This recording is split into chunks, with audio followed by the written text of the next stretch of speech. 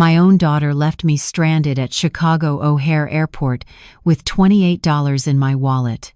I'm Catherine Osborne, 55 years old, and I spent 32 years carrying mail through Memphis heat and ice storms so my daughter could have a better life than I did. On March 15, 2025, Simone stood in Terminal 3 with her husband Julian and my 7-year-old grandson Caleb, looked me in the eye and said, "Mom, this is embarrassing. We can't keep doing this. You need to find your own way home." What she didn't know as she boarded that flight back to Memphis, first-class seats I could never afford, was that 3 weeks later I'd receive a phone call that would change everything.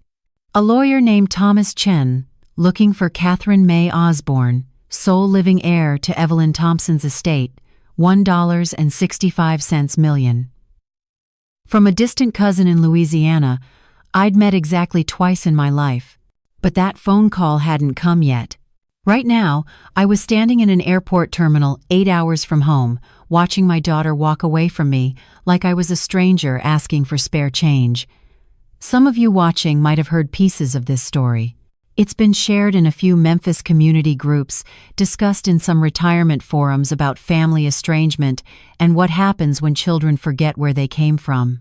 Hit that subscribe button and let me know where you're watching from, because what I'm about to tell you will show you that sometimes the people who dismiss you today become the same people begging for your forgiveness tomorrow, and sometimes it's too late. Let me back up, give you the whole picture. The humiliation didn't start at that airport. It had been building for 3 years, ever since Simone married Julian Preston in 2022. Julian came from what he called old Memphis money, which meant his grandfather owned a furniture store that did well enough to send Julian to Vanderbilt. He worked as an investment banker now, made $185,000 a year, and never let anyone forget he'd escaped his middle-class roots. The first time I met Julian was at Simone's apartment in Germantown. I'd driven over after my Saturday shift at the post office, still in my USPS uniform, because I didn't have time to change. I was carrying a Tupperware container of my mother's mac and cheese recipe, the one Simone had loved her whole life. Julian opened the door, looked at my uniform, looked at the Tupperware, looked back at my face like he was trying to solve a puzzle that didn't make sense. "You must be Catherine," he said, "not Mrs. Osborne, not Simone's mother, just Catherine." "I'm Simone's mom. Made her some dinner." That's very thoughtful. Simone's in the shower. You can just leave that in the kitchen." He didn't invite me to sit down, didn't offer me water, just gestured toward the kitchen like I was a delivery person who needed to drop off a package and leave. I set the mac and cheese on their granite countertop, expensive stone in a color called frost white that probably cost more than my monthly pension would be worth. Simone came out wrapped in a bathrobe, her natural hair wet and curly the way she used to wear it before Julian. Now she flat-ironed it straight twice a week. Professional, she called it, more polished. "Mom, what are you doing here?" "Brought you dinner. Your favorite." She looked at the Tupperware, then at Julian, then back at me. Something passed between them. A whole conversation in glances I wasn't supposed to understand. "Mom, you can't just show up unannounced. We have plans tonight." "I'm not staying. Just wanted to make sure you were eating." "I'm 31 years old. I know how to feed myself." "I know that, baby. I just thought." "Catherine," Julian interrupted. He'd never called me Mrs. Osborne, never called me Simone's mother, just Catherine. "We appreciate the gesture. But Simone and I are actually trying to eat healthier, more organic, less processed foods.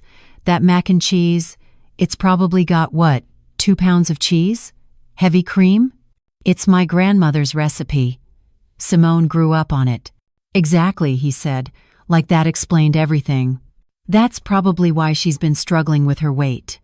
Simone's face went red. She wasn't struggling with anything. She looked beautiful, healthy, exactly like her father Leonard had before the stroke took him 8 years ago. "Julian," Simone said quietly, "don't.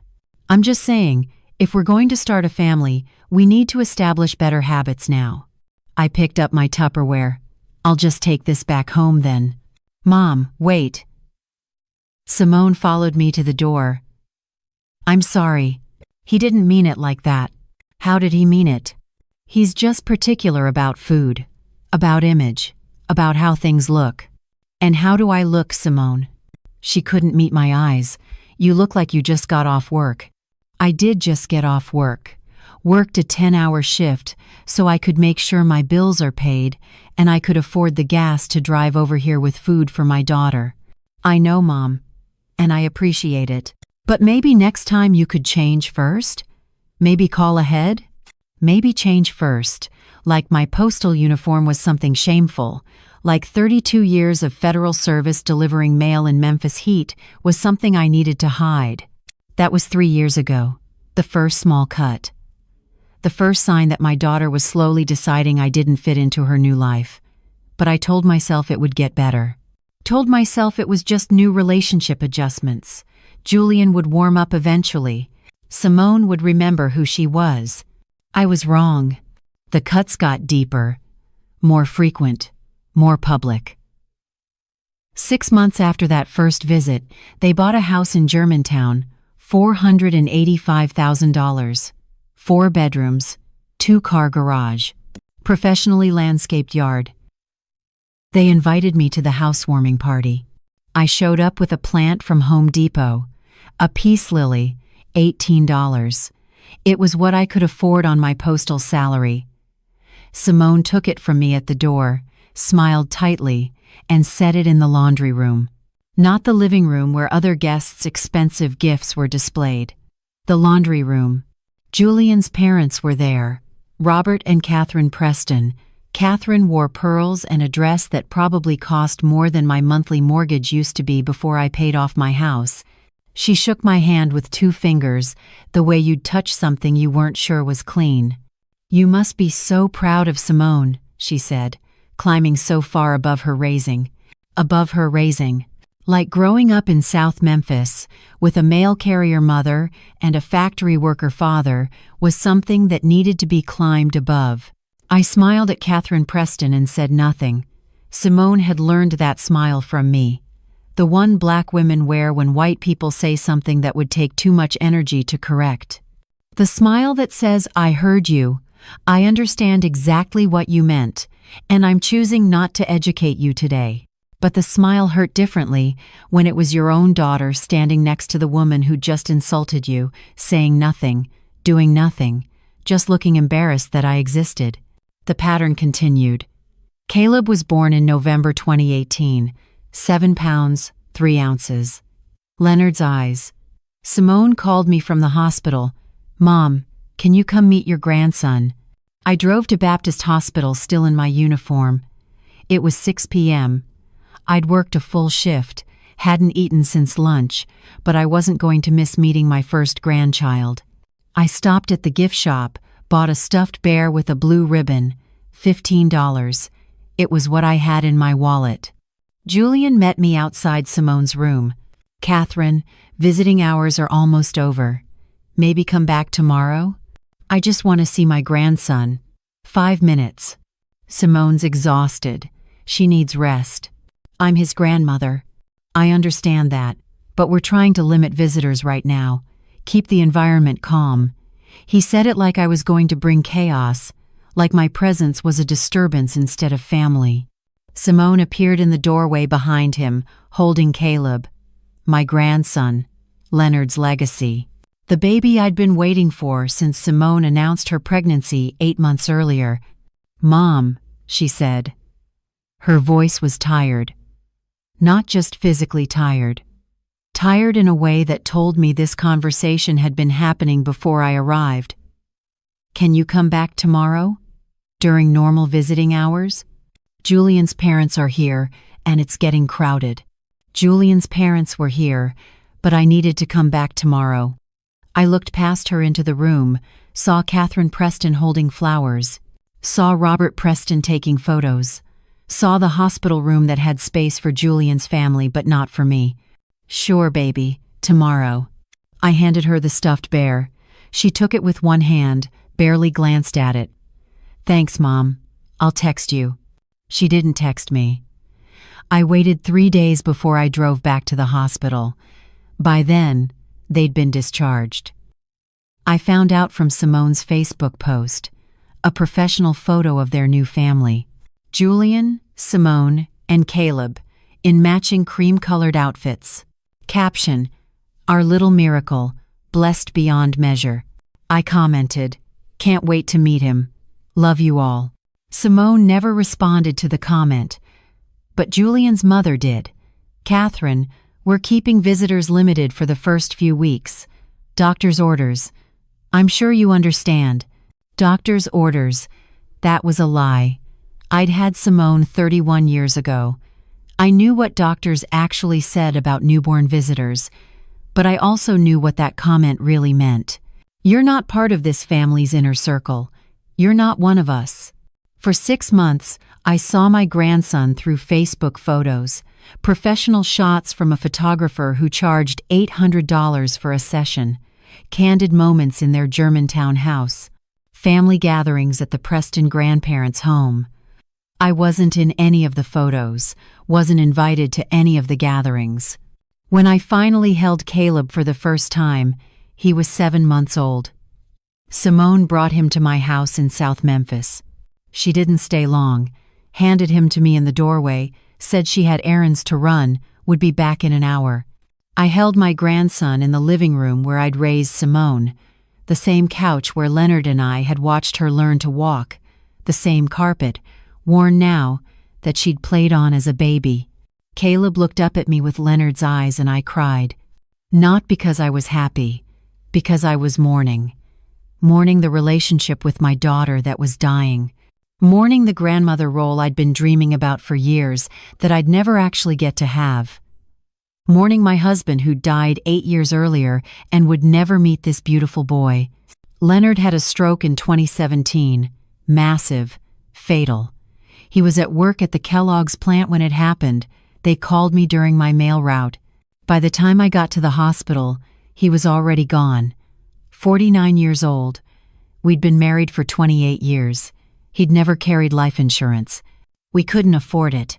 Simone was 23 then, just out of college, working her first marketing job.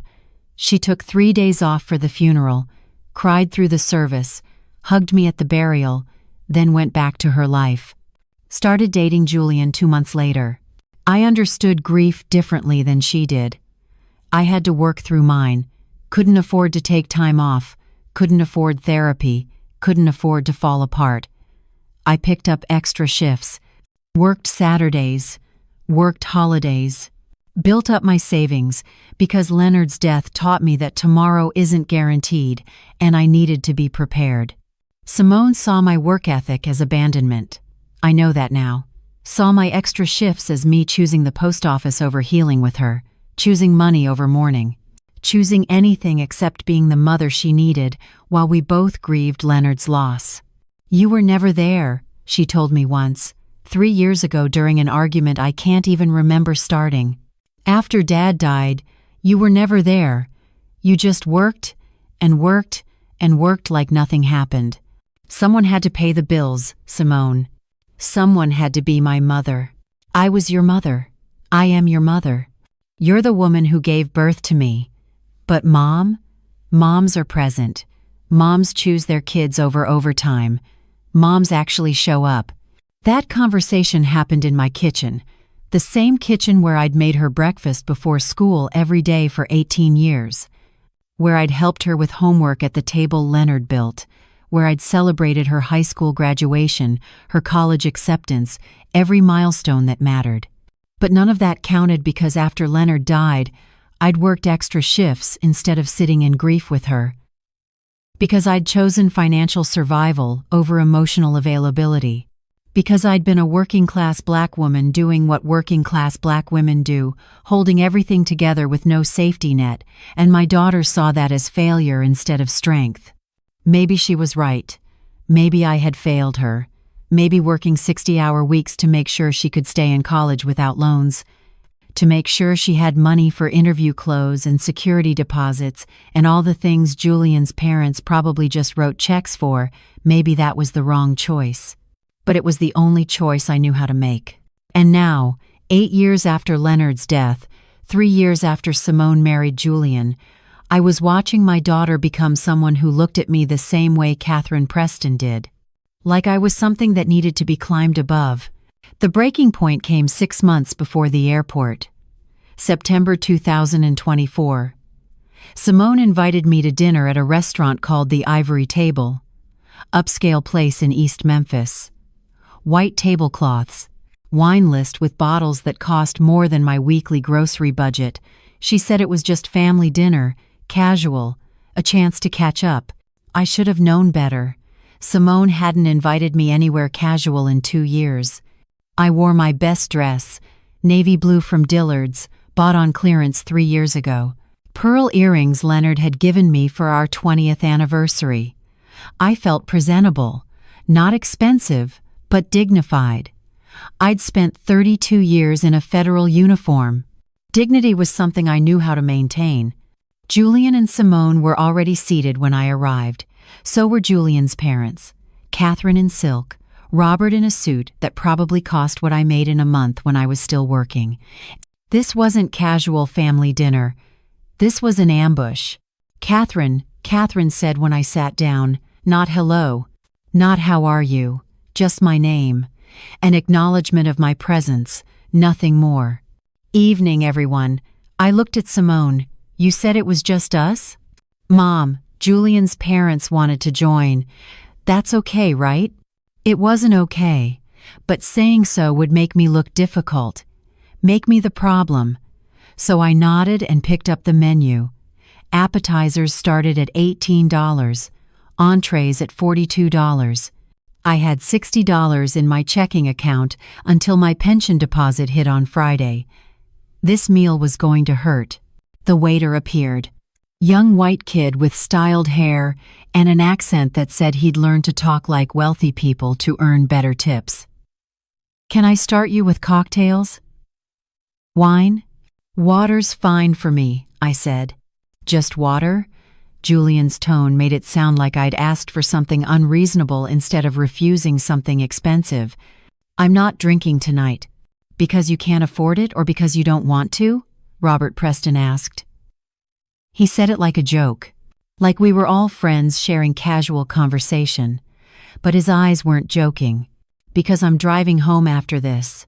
Long drive back to South Memphis, Catherine said. She made South Memphis sound like a foreign country. Somewhere dangerous. Somewhere people like her didn't go. I let it pass. Ordered the cheapest entree, grilled chicken with vegetables. Everyone else ordered steaks, seafood, appetizers to share. The bill was going to be astronomical. I'd brought $65 in cash, hoped it would cover my portion. Dinner conversation stayed surface level until dessert arrived. Then Robert cleared his throat. That important announcement throat clear that men like him use before delivering news they've already decided is final. Catherine, we wanted to talk to you about Caleb. What about him? His development, his education, his future. Robert folded his hands on the table like he was chairing a board meeting. Julian and Simone are committed to giving him every advantage. The best schools, the best opportunities, the best influences. That's good. Every child deserves that. Exactly. And that's why we think it's important to be mindful about the influences in Caleb's life, the people he's exposed to, the values that are being modeled for him. I set down my fork. Are you talking about me? We're talking about consistency, Catherine said. Children need consistent messaging, consistent examples of success, ambition, excellence. And you don't think I provide that? Catherine, Simone said. Her voice was quiet, apologetic. She'd known this conversation was coming, had probably agreed to it. You know we love you, but Caleb is at an impressionable age. He's starting to ask questions about why you live in a different kind of house than we do, why you shop at different stores, why you don't have the things we have. And what do you tell him? We tell him that people make different choices, that some people prioritize differently. Different choices, I repeated, like choosing to work for 32 years in a federal job with benefits and a pension, like choosing to pay off my house so I'd have security and retirement, those kinds of choices. Catherine, Julian said, no one's questioning your choices. We're just saying that maybe Caleb needs to be around people who are more aligned with the lifestyle we're trying to build for him. More aligned, you mean richer. We mean successful, Robert said. We mean people who've achieved something significant. Who can model ambition and achievement. Who can show Caleb what's possible when you work hard and aim high. I looked at my daughter. Simone was staring at her dessert plate, unable to meet my eyes. Simone, is this what you want? You want your son to not know his grandmother because I'm not rich enough? Mom, that's not what we're saying. Then what are you saying? We're saying maybe visits should be less frequent, maybe holidays only, maybe supervised. Supervised? Like I'm dangerous? Like you're from a different world, Catherine said. And that world, Catherine, it's not the world we want Caleb to think is acceptable. South Memphis, government housing mentality, welfare culture. I never lived in government housing, never took welfare. I worked for the United States Postal Service for 2 years. Exactly, Robert said, like that proved his point. A government job, pension mentality. That's not the entrepreneurial spirit we want to instill in Caleb. The table was silent. Other diners were listening now. I could feel eyes on us. The black woman being told by white people that her working-class life wasn't good enough for her own grandson. I think I need to leave, I said. Catherine, wait. Simone reached for my hand. I pulled away. Don't touch me. Don't you dare touch me. Mom, please. Let's talk about this calmly. Calmly? You ambush me at dinner with your in-laws to tell me I'm not good enough to be around my grandson, and you want me to be calm? We're not saying you're not good enough. We're saying boundaries, structure, what's best for Caleb. What's best for Caleb is knowing his grandmother. What's best for Caleb is understanding that worth isn't measured by money. What's best for Caleb is learning that his grandfather Leonard, who died before he could meet him, was a good man who worked hard and loved his family even though he never owned a house in Germantown. I stood up, pulled out 3 $20 bills, all the cash I had, set it on the table. That's for my meal. I'm done. Mom, I'm done, Simone. I walked out of the ivory table, drove home to my paid-off house in South Memphis. Sat in Leonard's favorite chair and cried until I couldn't cry anymore. That was September. The last time I saw my daughter for 5 months. Until the Chicago trip in March, that would change everything. 5 months of silence. No phone calls, no texts, no photos of Caleb on Facebook. Simone had unfriended me. Not blocked, just quietly removed me from her digital life like I was someone she used to know in high school. Christmas came and went. I spent it alone in my house. Made Leonard's favorite pecan pie even though there was no one to eat it. Wrapped presents for Caleb that I had no way to deliver. A dinosaur book. A puzzle. Small things I could afford on my pension. They sat under my little tree until February, when I finally accepted they'd never be opened. Then in late February, Simone called. The ringtone startled me. I'd almost forgotten what it sounded like. Mom? Simone. How are you? How was I? I was heartbroken. I was lonely. I was mourning my daughter while she was still alive. But I said, I'm managing. How's Caleb? He's good. Growing so fast. He asks about you sometimes. That hurt worse than the silence. Knowing my grandson remembered me.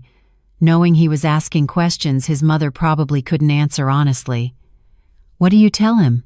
I tell him Grandma's busy. That we'll see you soon. Will we? Long pause. That's why I'm calling. Julian's company is sponsoring a youth baseball tournament in Chicago, March 15th through 17th. Caleb's team qualified. It's a big deal. That's wonderful. We're flying up, making a family trip of it. I thought maybe you'd want to come. To watch Caleb play. I should have heard the hesitation in her voice, should have asked more questions, should have wondered why after 5 months of silence she was suddenly inviting me on a family trip, but I was desperate. Desperate to see my grandson, desperate to believe maybe things could be repaired. I'd love to come. Great. I'll book your ticket. We leave Friday morning, March 15th. Southwest Flight 1847, 9:20 a.m., from Memphis to O'Hare. How much do I owe you for the ticket? It's fine, Mom. Consider it our treat. Our treat. Like I was a charity case. But I swallowed my pride, swallowed every warning sign, told myself this was an olive branch, a chance to rebuild what had been broken. March 15th arrived cold and gray. I woke up at 5 a.m., too anxious to sleep, packed my small suitcase. One change of clothes, my heavy coat, toiletries, the presents I'd saved from Christmas, wrapped and ready. I drove to the airport, with my heart full of hope for the first time in months. The Memphis airport was crowded, spring break season, families everywhere. I found Simone, Julian, and Caleb near the Southwest counter. Caleb saw me first. His face lit up. Grandma Kay. He'd called me that since he learned to talk. Not grandmother, not Grandma Catherine, Grandma Kay. Hearing it again after 5 months made my eyes burn. Hey, baby boy. I bent down. He ran to me, hugged me tight. 7 years old. Leonard's eyes. Leonard's smile. My whole heart standing there in a Cubs jersey. You're coming to see me play baseball.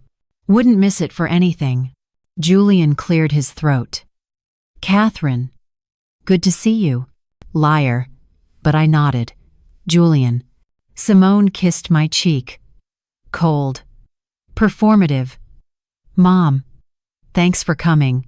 Thank you for inviting me. We checked in. Or rather, Julian checked in his family while I stood in the regular line. They had priority boarding. Group A. I had Group C budget ticket. But I didn't care. I was going to Chicago with my family. That's all that mattered.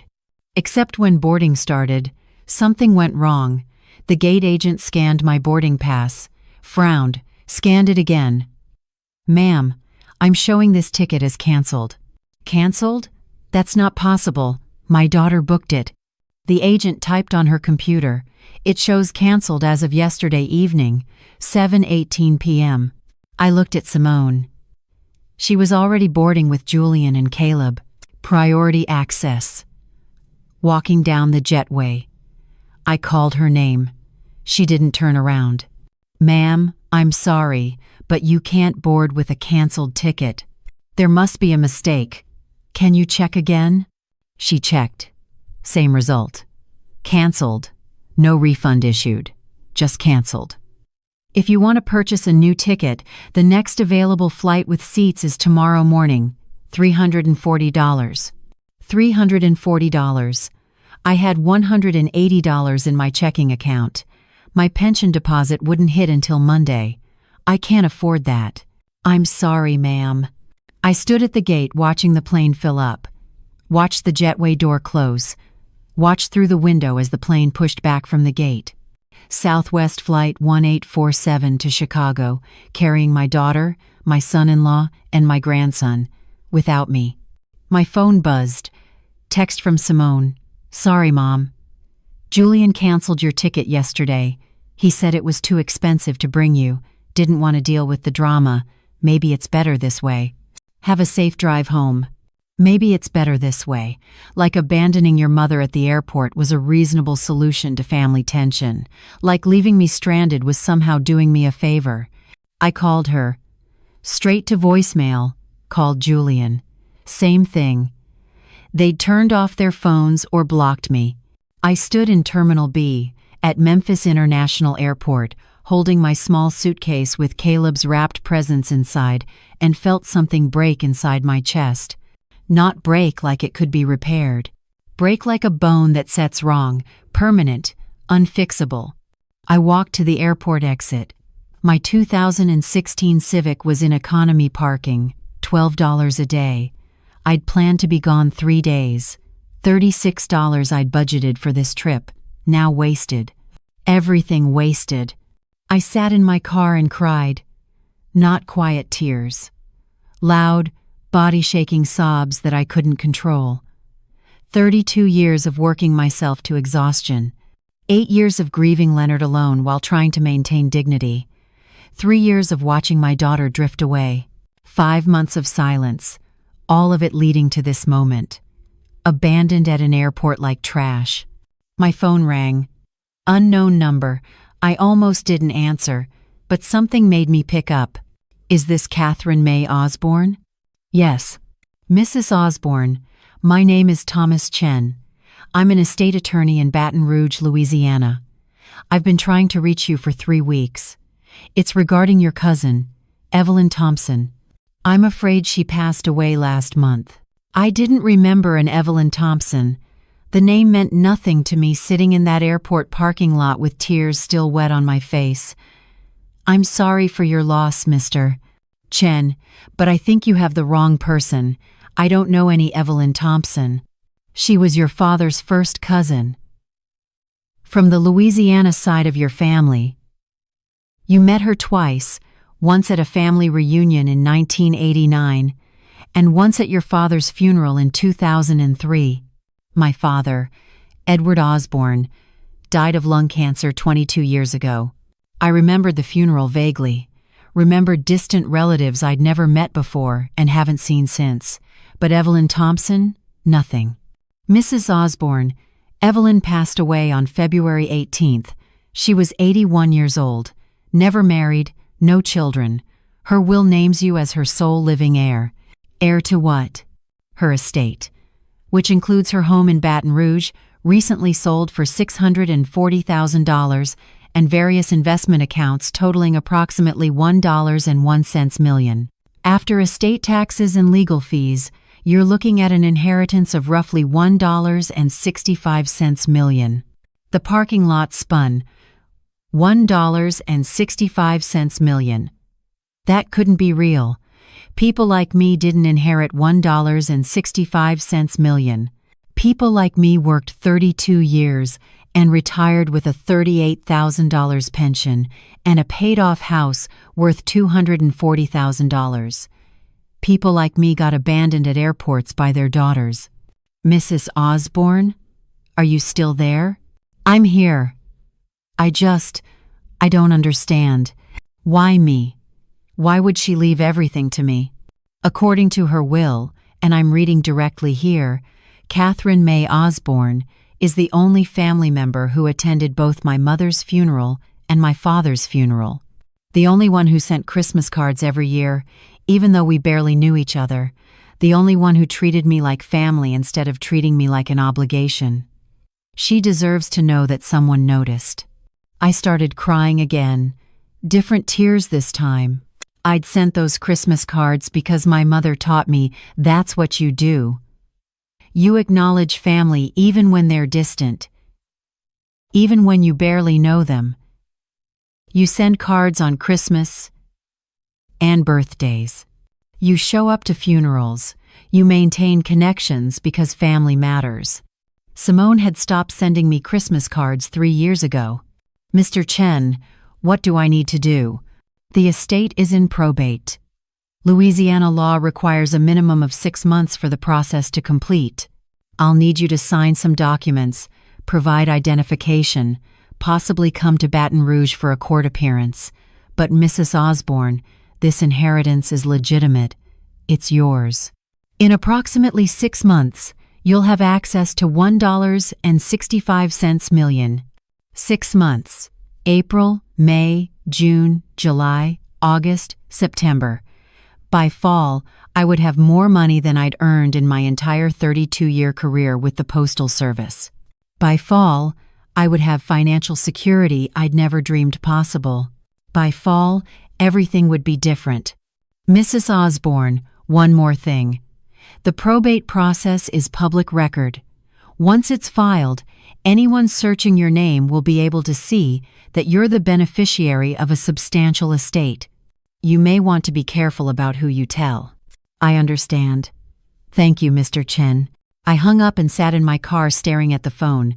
March 15th, 2025. The day my daughter abandoned me at an airport. The day I learned I was inheriting $1.65 million. The universe had a twisted sense of timing. I drove home to South Memphis, unpacked my suitcase, put Caleb's presents back in the closet, made myself tea in Leonard's favorite mug, and tried to process what had just happened. Thomas Chen sent documents to my email within an hour. Probate petition, estate inventory. Evelyn Thompson's will, witnessed and notarized, dated 2019. 6 years ago, she'd decided I was worthy of inheriting everything she owned. 6 years ago, Simone was still calling me Mom without hesitation. I spent the weekend alone. Didn't tell anyone about the inheritance. Didn't tell my sister Teresa in Atlanta. Didn't tell my cousin Michelle in Nashville. Didn't tell the ladies from my church who'd been checking on me since Leonard died. The inheritance felt surreal, fragile. Like if I spoke it out loud, it might disappear. Monday morning, I signed the probate documents, sent them back to Thomas Chen, started the 6-month waiting period that would change my life, and I thought about Simone, about whether I would tell her, about whether she deserved to know. The answer came Tuesday evening. I was watching the news when my phone buzzed. Facebook notification. I deleted the app after Simone unfriended me, but I still got emails when someone tagged me. Julian Preston had posted a photo. Family picture from Chicago. Julian, Simone, and Caleb at Navy Pier. Big smiles. Perfect family. The caption, amazing weekend in Chicago with my 2 favorite people. So grateful we didn't let anyone's drama ruin our special trip. Sometimes you have to cut out toxic people to protect your peace. Toxic people. He meant me. Simone had liked the post, had commented with heart emojis, had let her husband call her mother toxic on social media for our mutual friends to see, for my church family to see, for anyone who knew us to see. That's when I made my decision. I wouldn't tell Simone about the inheritance. Not now. Maybe not ever. Let her think I was still the poor mail carrier living in South Memphis on a small pension. Let her think she was right to cut me out. Let her keep believing I was the problem. And in 6 months, when the money came through, when I had more wealth than Julian's parents with their furniture store money, when I had options and choices and freedom they couldn't imagine, then I'd decide what to do. Maybe I'd tell her. Maybe I'd watch her face when she realized what she'd walked away from. Maybe I'd enjoy the moment when she understood that the toxic person she'd abandoned was worth $1.65 million. Or maybe I wouldn't tell her at all. Maybe I'd just live my life. Help people who actually needed help. Fund scholarships for kids like Caleb, who deserved better than parents who valued money over family. Build something meaningful with Evelyn Thompson's legacy. Maybe the best revenge was letting Simone live with her choices while I lived with mine. 6 months would give me time to decide. April passed in a strange kind of peace. I attended church, had lunch with Teresa when she visited from Atlanta, told her Simone and I were taking a break from each other, nothing more. The inheritance stayed my secret. Thomas Chen sent monthly updates. Probate proceeding normally. No contests. No complications. The money was coming. May brought unexpected contact. Simone called on Mother's Day. I stared at her name on my screen for 3 rings before answering. Mom? Simone. Happy Mother's Day. 6 words. No apology for March. No acknowledgement of abandoning me at the airport. No explanation for Julian's Facebook post calling me toxic. Just 6 words delivered like they fixed everything. Thank you. How are you? I'm fine. How's Caleb? He's good. He made you a card at school. A Mother's Day card. For his grandma. My throat tightened. That's sweet. I was thinking maybe we could drop it off. This week sometime. Just a quick visit. A quick visit. After 2 months of silence. After public humiliation and social media attacks. After being left at an airport, she wanted to drop off a card, like we were casual acquaintances maintaining polite contact. Why now, Simone? What do you mean? I mean you haven't spoken to me since you abandoned me in Memphis. Julian posted about cutting out toxic people. You liked it, you agreed with him. So why are you calling now? Long silence. Mom, I'm trying. Can't you see I'm trying? Trying to what? To maintain some kind of relationship. For Caleb's sake. For Caleb's sake. Not because you miss me. Not because you regret what happened. For Caleb. Does it matter why? I'm reaching out. Isn't that what you wanted? What I wanted was my daughter back. The girl who used to call me after bad days at work. Who used to bring Caleb over on Saturdays for my pancakes. Who used to tell me about her life without making me feel like an intrusion. But that daughter was gone. This woman on the phone was someone else. Someone calculating. Someone with an agenda. You can mail the card, I said. I don't think visits are a good idea right now. Mom, please, don't be difficult. Difficult. That word again. Always my fault. Always me being unreasonable instead of her being cruel. I'm not being difficult, Simone. I'm protecting myself. Something I should have done a long time ago. From what? From your own family? From people who treat me like I'm worthless. From people who abandon me when it's convenient. From people who call me toxic on social media. Julian shouldn't have posted that. I told him it was too much. But you didn't make him take it down. You liked it. You let everyone we know see him call your mother toxic. Because you are being toxic, Mom. This victim mentality, this constant need for validation, it's exhausting. Victim mentality. Is that what you call it when someone objects to being abandoned at an airport? We didn't abandon you. We canceled your ticket because Julian couldn't afford it. That's not abandonment. That's financial reality. Julian drives a $65,000 BMW. You live in a $485,000 house, but he couldn't afford a $340 plane ticket for his wife's mother? That's different. Those are investments. Assets. Your ticket was just an expense we couldn't justify. An expense they couldn't justify. That's what I'd become. An unjustifiable expense. Not family, not Caleb's grandmother. Just a line item in Julian's budget that got cut. Mail the card, Simone. Don't call me again unless you have something real to say. I hung up before she could respond. Sat in Leonard's chair and thought about the $1.65 million sitting in probate. Thought about Simone calling on Mother's Day with hollow words and a second-grade card. Thought about how money changes everything, even before you have it. Just knowing it was coming made me stronger, made me able to hang up on my daughter without breaking. June arrived hot and humid. Memphis summer.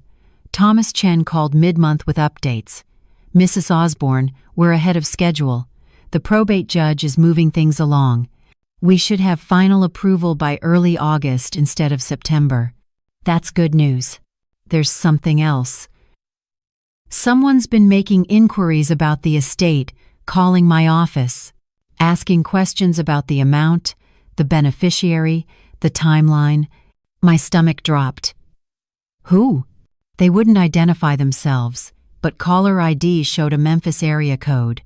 Do you know anyone who might be checking on your inheritance? I knew exactly who. Simone or Julian. Probably Julian. Somehow they'd found out. Probably through probate records like Thomas had warned. Public information.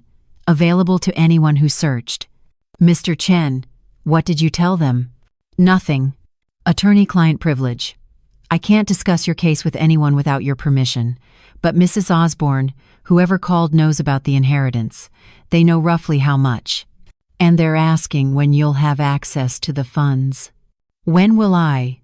Barring any complications, August 15th. 2 months from now.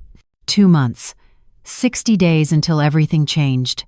60 days before Simone learned that the mother she'd thrown away was worth more than Julian's entire family.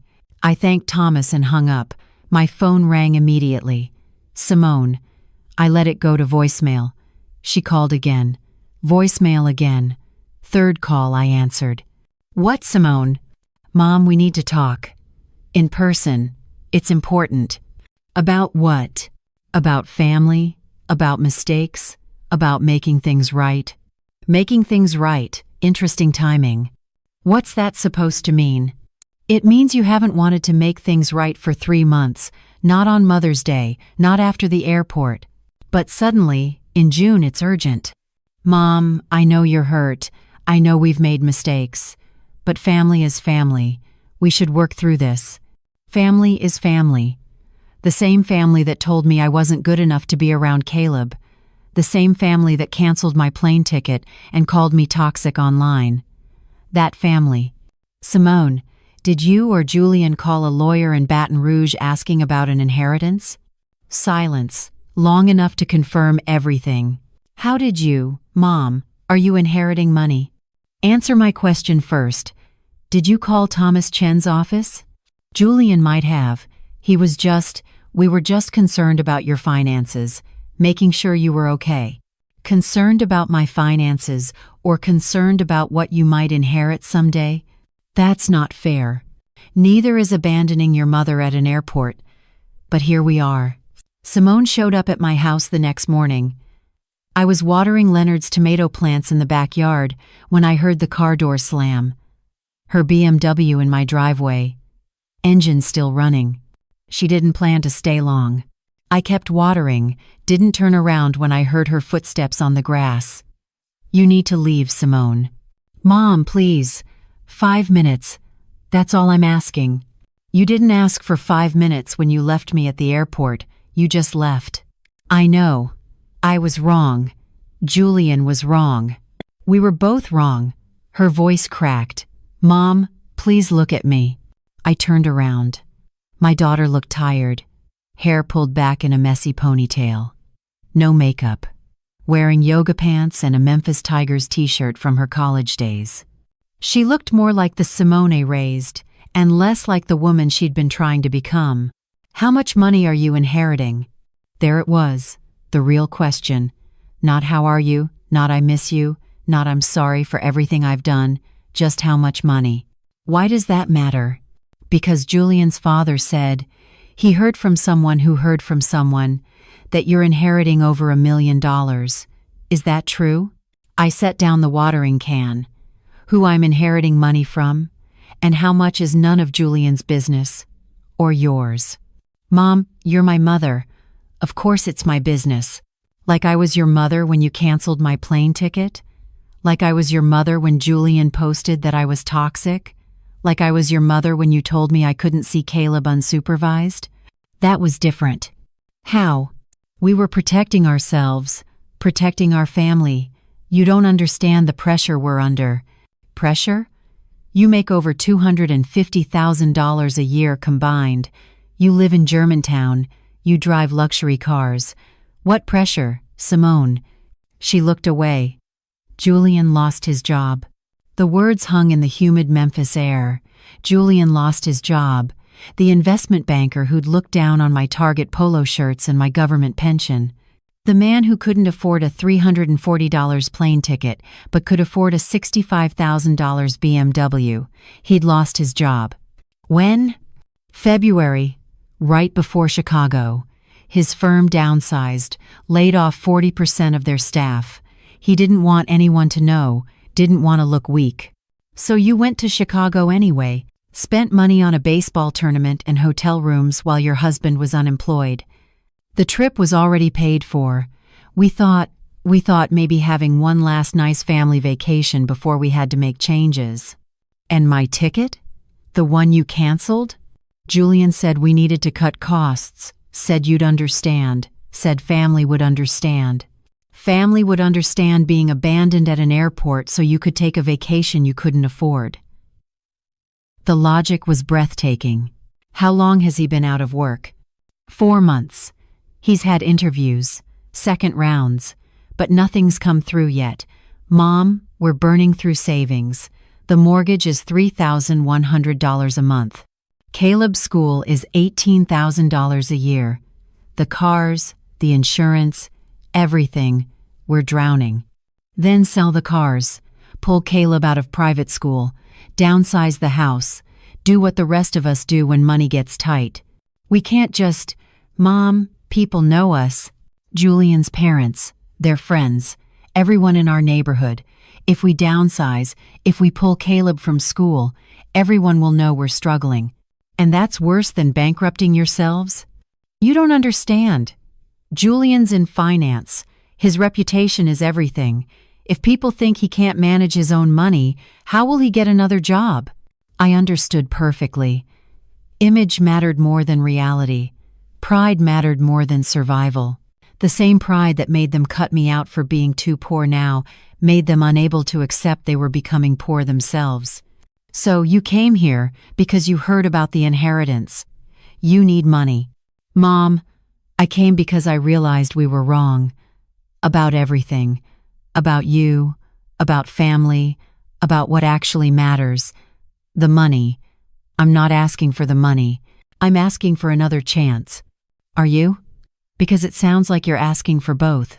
Simone started crying. Real tears. Not the performative kind from the restaurant. Actual grief. Mom, I'm scared. Julian's getting depressed, drinking more. He snaps at Caleb over nothing. I don't recognize him anymore. And I look at our life, this life we built, and I realize it's all fake. All of it. The house, the cars, the school, the friends. None of it's real. None of it matters. But I'm real, Simone. I was always real. I was always here. And you threw me away because I wasn't expensive enough for your fake life. I know. God, Mom, I know. And I hate myself for it. I hate that it took losing everything to see what I had. But I'm here now. I'm seeing it now. Doesn't that count for something? It counts for timing. Bad timing. You didn't see what you had until you heard about money. You didn't come back until you needed something. That's not true, isn't it? When did you find out about Julian's job? February. When did you find out about the inheritance? June. When did you show up at my door? Today. The math is pretty clear, baby girl. She flinched at baby girl, the name I'd called her since she was born, the name I hadn't used in 3 years. Mom, what do you want me to say? That I'm here because I need help? Yes. I need help. We're about to lose everything. But I'm also here because I miss you, because Caleb cries for you, because I wake up at night and remember you sitting alone at that airport and I hate myself. Good. You should hate yourself for that. So that's it? You're going to punish me forever? You're going to watch us lose everything and do nothing? I'm going to do exactly what you taught me to do. I'm going to protect myself. I'm going to set boundaries. I'm going to surround myself with people who add value to my life instead of people who only need things from me. Simone's face went hard. Those were Julian's parents' words. At that restaurant. You're throwing my in-laws' cruelty back at me. No. I'm showing you what it feels like. How those words land when they're aimed at you instead of me. So you have the inheritance. You have money. And you're going to keep it. Let us struggle.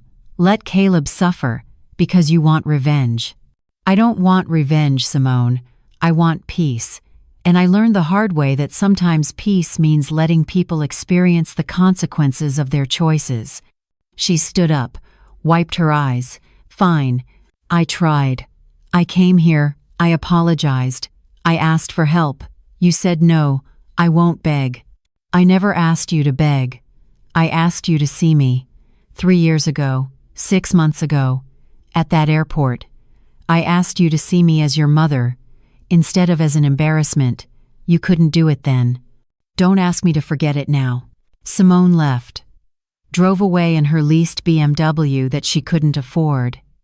I went back to watering Leonard's tomatoes and tried not to think about Caleb. Tried not to imagine my 7-year-old grandson asking why Grandma Kay didn't visit anymore. Tried not to feel like I was punishing an innocent child for his parents' mistakes. July was brutal, not just the Memphis heat but the silence. Simone didn't call, didn't text. I saw her post on Facebook through my sister Teresa's account. Photos of Caleb at the public pool. Not the country club they used to belong to, the public pool in Cordova. Caption: "Making new memories." Making new memories because they couldn't afford the old ones. I should have felt vindicated. Should have felt some satisfaction that Simone was learning what struggling actually meant. Instead, I felt hollow. August 12th, Thomas Chen called. "Mrs. Osborne, final approval came through. The inheritance will transfer to your account on August 15th as scheduled, $1,647,000 after all fees and taxes. You'll wake up Thursday morning significantly wealthier. Thank you, Mr. Chen. One more thing. I received a letter, hand-delivered to my office, from a Julian Preston. He's contesting the inheritance." My blood went cold. On what grounds? He claims you're mentally unfit to manage such a large sum. Claims you have dementia, that you need a guardian to protect you from financial exploitation. He's filed paperwork requesting he and your daughter be appointed as co-guardians of your estate. Dementia. The same lie Simone had told his parents 3 years ago to explain why I couldn't be around Caleb unsupervised, now weaponized to steal my inheritance. "Mr. Chen, I don't have dementia." "I know.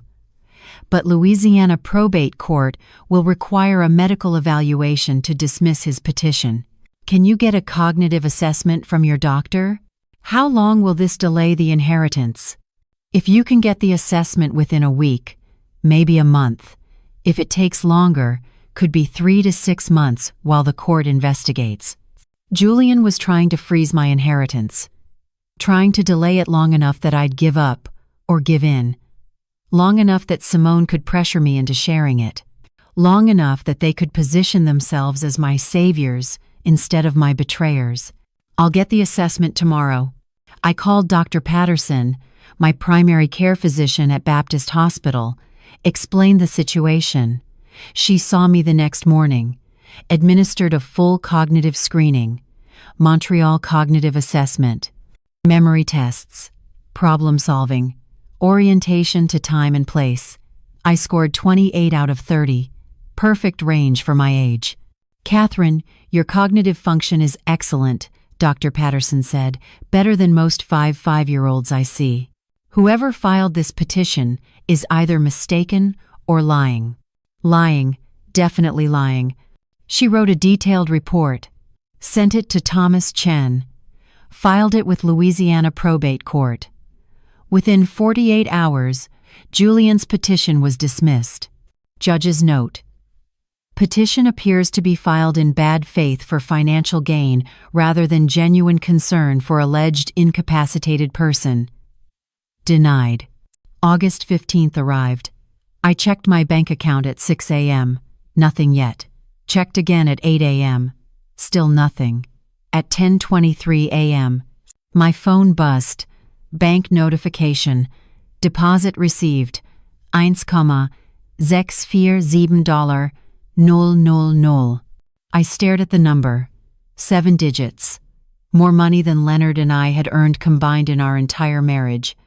More money than my parents had seen in their lifetimes. More money than I'd ever imagined having. And I felt nothing. No joy, no relief, just emptiness. Because the person I wanted to share this with was Leonard, and the person who should have been happy for me was Simone, and neither of them were available. One was dead, the other had chosen to leave. My phone rang. "Simone," I answered. "You got it, didn't you? The money. How did you know?" "Julian's been tracking the probate case. He saw the final transfer order filed this morning. Mom, He's talking about suing you, about challenging Evelyn Thompson's will, about claiming you manipulated an elderly woman. I met Evelyn twice in my life, both times at funerals. The last time was 22 years ago. I know, but Julian's disparity. He's talking to lawyers, looking for angles. He thinks if he can create enough legal trouble, you'll settle. Give us something just to make it stop. And what do you think, Simone? Long silence.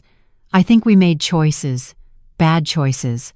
I think we treated you terribly, and we don't deserve anything. But Mom, Caleb, he doesn't deserve to lose his home. He doesn't deserve to change schools again. He doesn't deserve to pay for our mistakes. Then be better parents. Protect him from your mistakes instead of asking me to fix them. We're trying. Julian got a job offer. Not banking. Insurance sales. $45,000 a year plus commission. It's a start, but we're so far behind. The mortgage, the cars, we're 3 months late on everything. They're going to foreclose, Mom. We're going to lose the house. Then let it go. Find something you can afford. Teach Caleb that houses don't define worth. You really won't help us. I really won't enable you. There's a difference. What about Caleb? You're willing to let your grandson suffer to prove a point? That question broke something in me. Not broke like it changed my mind. Broke like it released something I'd been holding. Rage. Pure, clean rage at being manipulated. At having my love for my grandson weaponized against me. At being told that protecting myself meant I was hurting a child. Simone, you used Caleb as a weapon. You kept him from me to punish me. You brought him to the airport knowing you were going to abandon me. You dangled access to him like a reward for good behavior. And now you want to blame me for his suffering? No. You did this. You and Julian. You chose image over substance. You chose Julian's parents over your mother. You chose a lifestyle you couldn't afford over financial stability. Those were your choices. And Caleb is suffering because of your choices, not mine. So you're just going to do nothing. Watch us lose everything. I'm going to live my life. I'm going to honor Evelyn Thompson's memory by using her gift wisely. I'm going to help people who actually need help. And I'm going to stop letting you make me responsible for problems you created. Mom, I'm done, Simone. I'm done being your backup plan. I'm done being the person you call when Julian fails. I'm done being invisible until you need something. I'm just done. I hung up. Blocked her number. Blocked Julian's number. Sat in Leonard's chair and cried. Not for what I'd lost. For what I'd never actually had. A daughter who loved me for me. Not for what I could provide. Not for what I could fix. Just me. 6 months later, February 2026, I sat in my new house, not Germantown, not the suburbs, a modest 3-bedroom in Midtown Memphis, $320,000, paid in cash, close to the Art Museum and Overton Park. A neighborhood with actual diversity. People who worked real jobs and didn't measure worth by zip codes. The inheritance money sat mostly untouched. $1.5 million in conservative investments. $100,000 in savings for emergencies. The rest I'd started distributing carefully.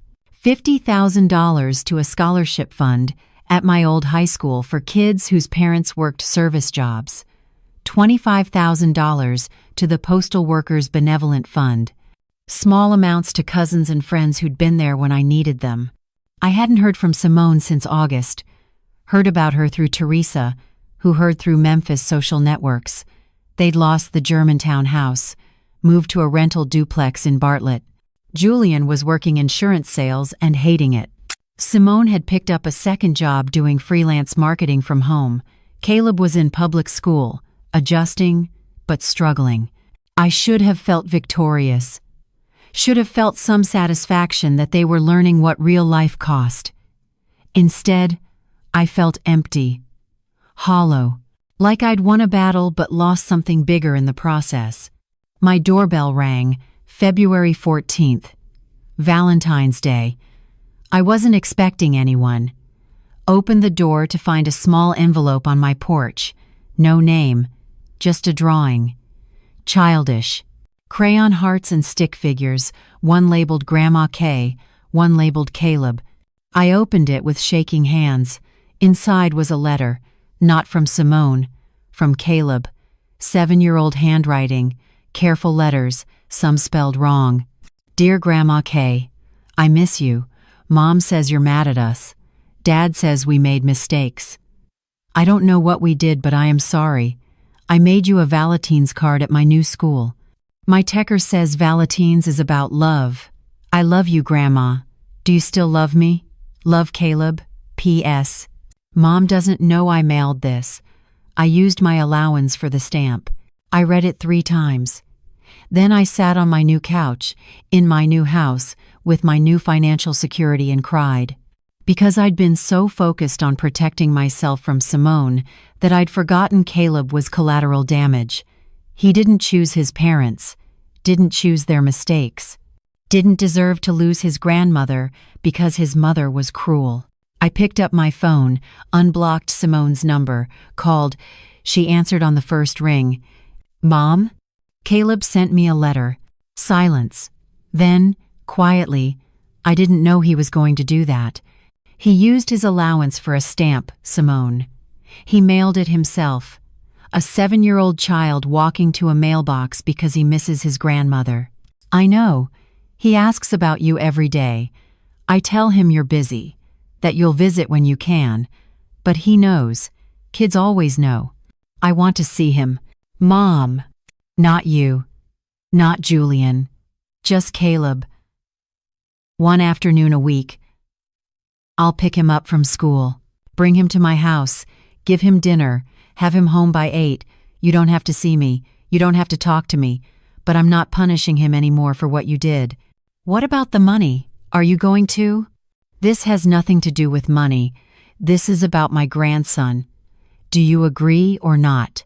Long pause. Yes, I agree. Tuesdays after school? Tuesdays. We worked out logistics like strangers coordinating a business transaction.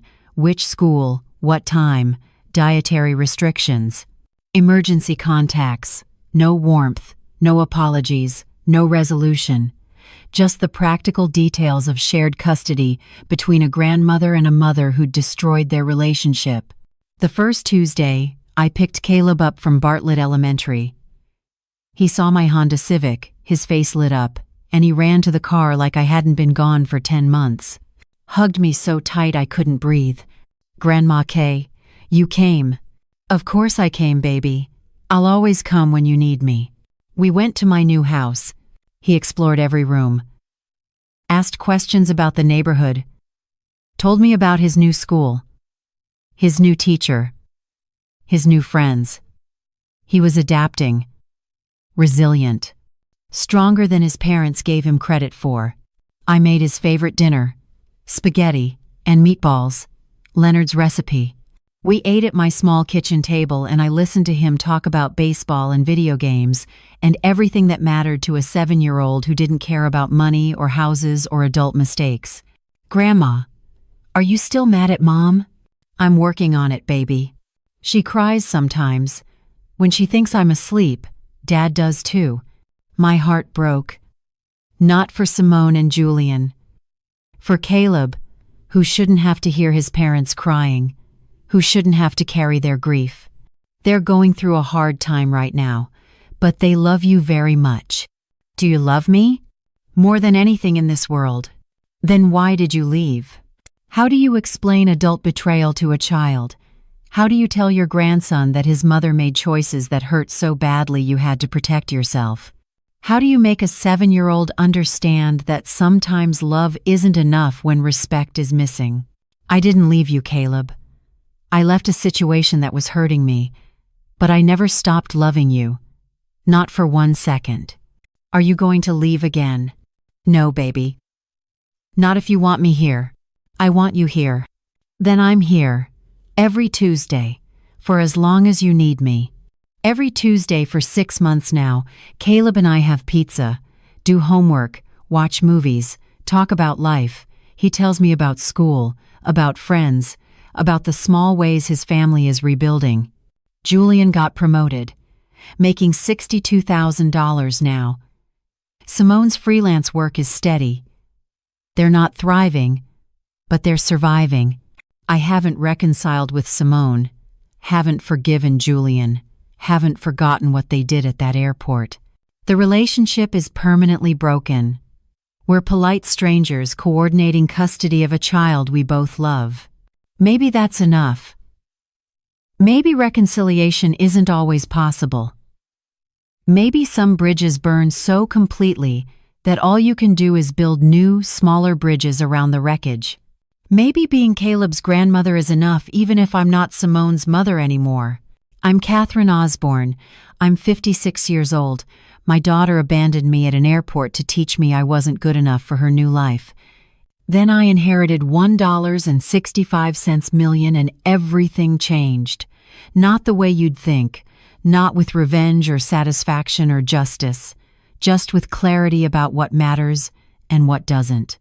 I didn't destroy my daughter's life. She did that herself. I just refused to save her from her own choices. That's not revenge, that's boundaries. And boundaries, I've learned, are the only thing that let you survive family betrayal with your dignity intact. Now I want to hear from you. Where are you watching from? Drop your location in the comments. Have you ever had to choose between helping family and protecting yourself? Have you ever been abandoned by people you loved and had to decide whether forgiveness was possible? Hit that subscribe button if this story made you think about your own family dynamics, about the cost of image versus authenticity, about whether money solves problems or just exposes them. Because the truth is, wealth doesn't heal broken relationships. It just shows you who people really are when stakes get real. Thanks for watching. See you in the next video.